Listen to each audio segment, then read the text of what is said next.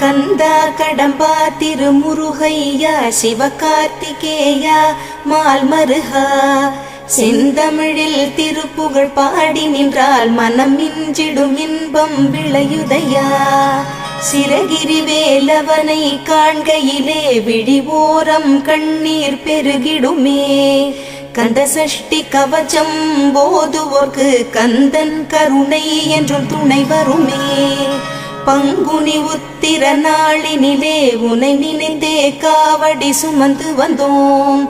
புன்னகை புரியும் ஷண்முகனே உன் சன்னதி தேடி ஓடி வந்தோம். உன் பதம் பணிவது என் தவமே, என் மனதில் நிறைந்திடும் உன் முகமே. ஷண்முக பிரிய குஹ குரு சரவணனே வந்தே இன்னருளை தர வேண்டும். தென்பழனி மலையில் ஆண்டி முகம்